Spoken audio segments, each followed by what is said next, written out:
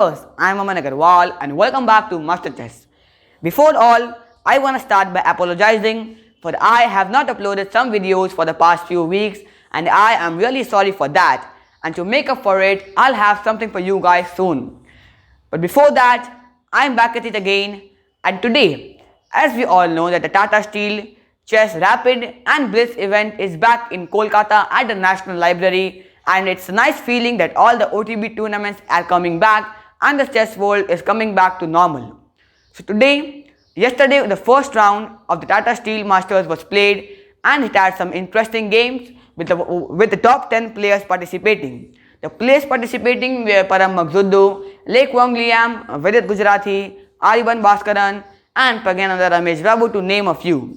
So today I got you a game for the first round played between the unstoppable force and the immovable object, or as you can call it, Vidit versus Adhiban. So let's start the game without any further ado. So we have Adhiban playing with the white pieces and with the Gujrathi playing with the black pieces. Let's start the game. Pawn to e4 and we have pawn to e5. The knight moves to f3 and the knight moves to c6.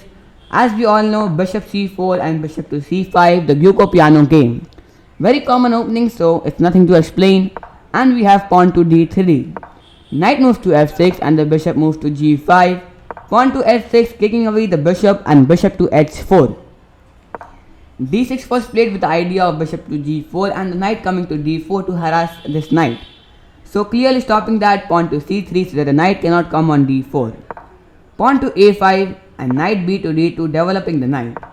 The bishop moves back to a7 because it has some threats of getting targeted after a3, and the bishop is safe on a7.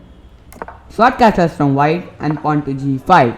You see, although black has advanced some of his pawns near the king side, it may affect him in the long run, but it's also gonna help his pawns attack the black king in the later course of the game.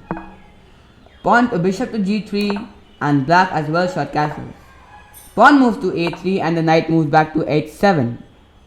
King to h1, and this was not a very great move.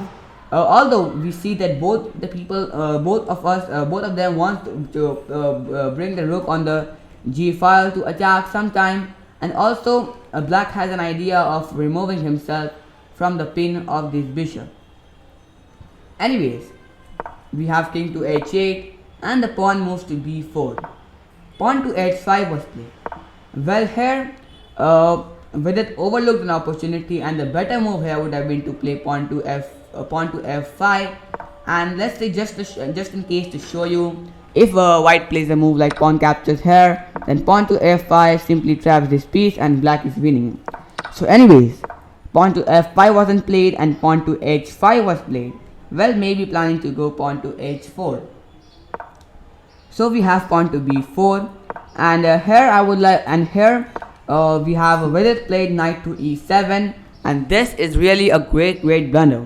I'd like you all to pause the video for the first time and find out that why is this move a blunder.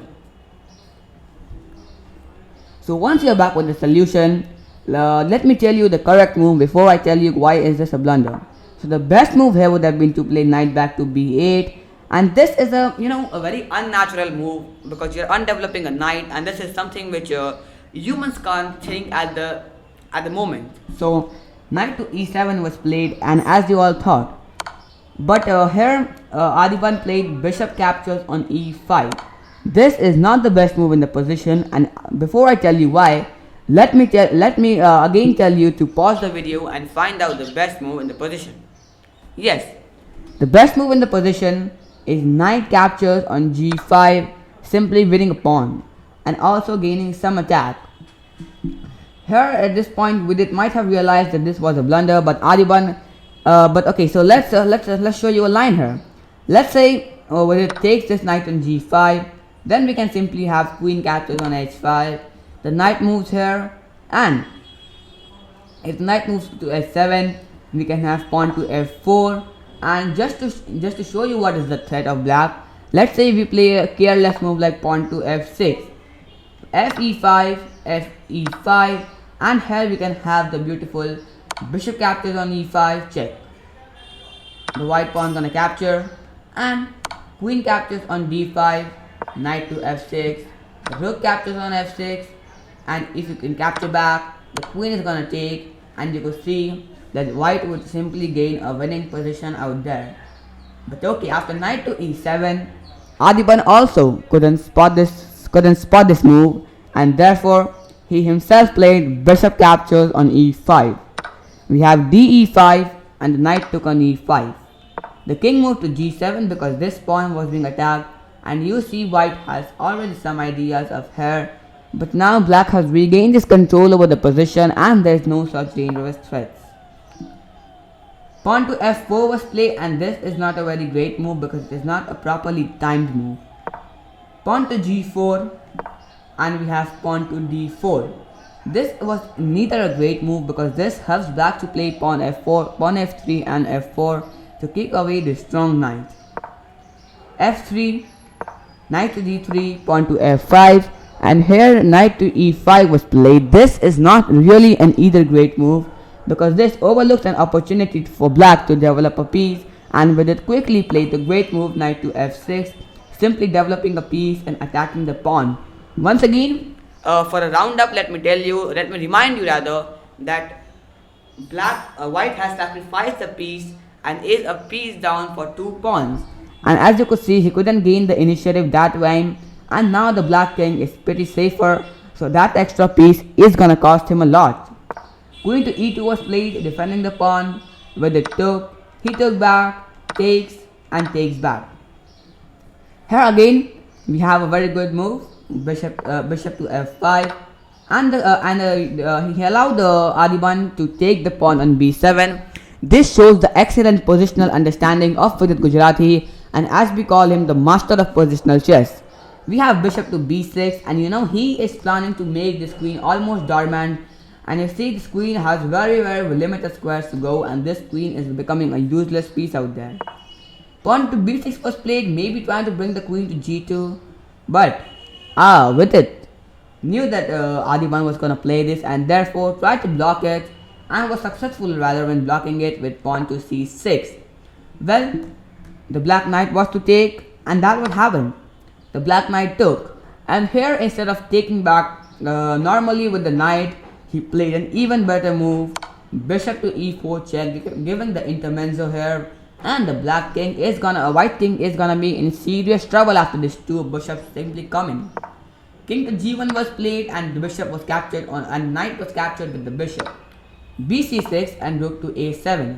Now if you see, the queen is hanging and it has no squares to wait. Although it is not trapped, c7 is the only way for white to continue.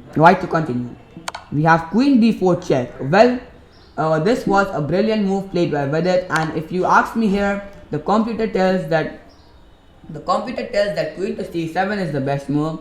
But when Vidit played it, the computer realized that this is the best move, and it was really a brilliancy.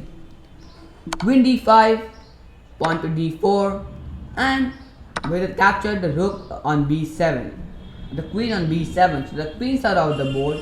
And if you see, Adhiban has really gained 3 pawns for the piece, but all his pawns are loose and they are extremely weak pawns in his position.